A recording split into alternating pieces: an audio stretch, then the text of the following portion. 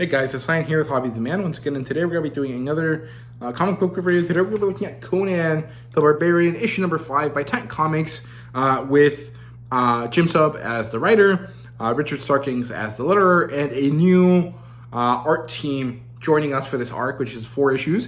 And those artists are Doug Braithwaite and Diego Rodriguez, who does the coloring. Doug does the art.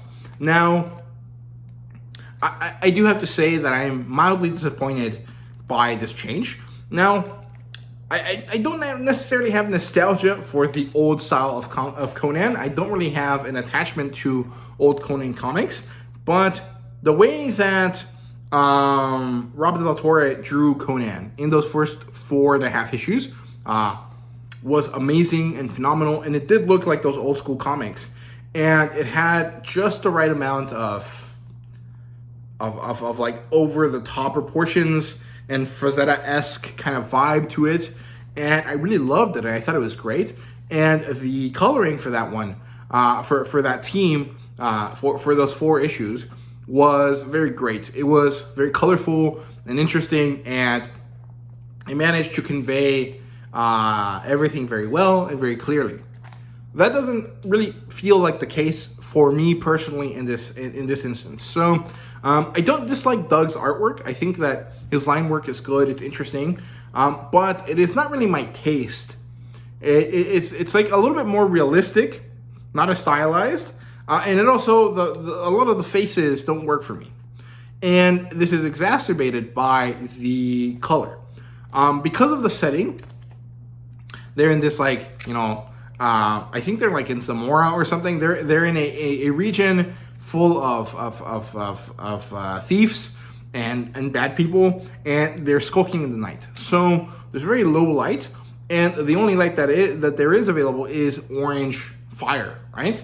And so this whole comic book, the whole time, is baited in this orange light. And the thing is that to me, that seems very, very unappealing. I don't really enjoy how the colors look, and that makes Doug's artwork feel worse to me. Like the complete package is less appealing to me than Rob Del Torre's and his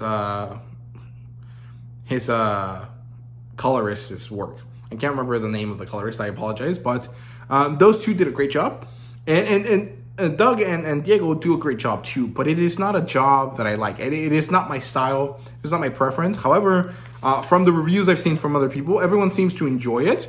And a lot of them also happen to have nostalgia to when Doug drew Conan before. So I understand that, but it just doesn't work for me. Now, that is a lot of time talking about artwork and kind of repeating myself over and over again. So let's get into the actual story here, which, again, was also not my favorite. But there's nothing wrong with it.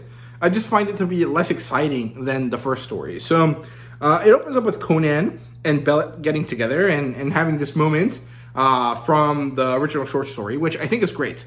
I really enjoy that. I recently read the story, Queen of the Black Coast. So to me, this works well. And it's nice to see actual moments from the established canonical Conan lore being brought into the story. So I like that aspect. I think it works well. But because of the coloring and the artwork, I don't like it as much as I think I would have. But it doesn't matter. The point is that the story of the Queen of Black Coast ends badly. Conan loses his love of his life, the person that he's been with, the person that has pursued him and shown him more to life than just being a murderer and a thief. And he basically starts off drunk. He starts this new story arc drunk, miserable, in this shitty place. Well, he's sad. And he's with this woman called Chandra. I am not really sure how to say it. And they go on a heist in Zamora, I think. I can't remember exactly where it was, but I do think it was in Zamora. And they get their money, they do their heist really quickly, and then they meet this wizard who hires them for another heist on the same night, which is something they don't usually do. But it seems like it's easy money. It's very approachable, sort of, or at least they think so initially, and then they're told what they actually have to do, which is infiltrate Bel's palace, or Bel's temple, Bel being the god thieves, and someone that is very well revered in this area of the world. And similar to how Conan reacts in the Tower of the Elephant, he thinks this thing is impregnable. I will make sure to get in there, right? So he figures out a way to do it. They find a plan, which is stow themselves inside a cart full of dead bodies that goes into the temple because they use them for their rituals for Bel. And so they infiltrate quite easily.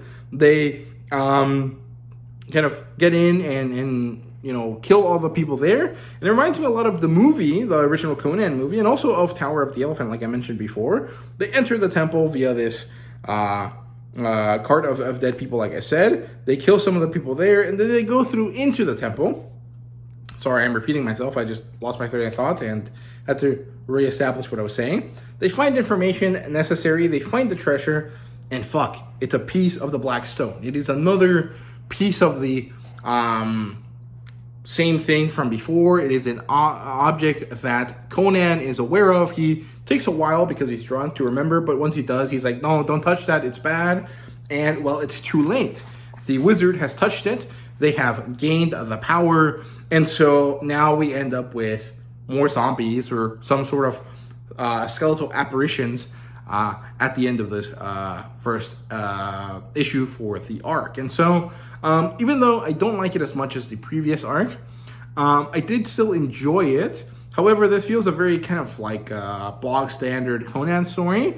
It feels very similar to many of the Conan stories that I've read from Robert E. Howard. But my enjoyment is definitely lessened by the new artwork and the new art direction. Now, do I like it or do I dislike it completely? No, I don't really dislike it completely. I think there are some good parts of it, and I hope that with a change of scenery, changing away from this dark, gloomy Zamoran street and this shitty Bel temple, we'll get to a new area where there's more natural light, and this allows for different colors to be used, and that my enjoyment of the artwork will be better. But there was a bit of disappointment there when I picked up this book. So, yeah, I don't know. Overall, it was fine. It is nowhere near as enjoyable for me as the first four, but it is nowhere near as bad as some of the other comic books that I've read, especially not any other Jim Sub comic books. Like, Unbreakable Red Sonja was a Jim Sub book that I read that I found to be pretty dismal, and this is nowhere near as bad as that. So, it's not the best, it's not the worst. I would put it at like a 6 or a 7.5. No, sorry. Those are very different numbers. Like a 6 or a 6.5 out of 10 in terms of enjoyment. Like, it's not bad, but it is not amazing. It's not something that really drew my attention the same way as the previous Conan comic book. So, those are my thoughts. Let me know what you guys thought down below, and thank you guys very much for watching. See you guys later.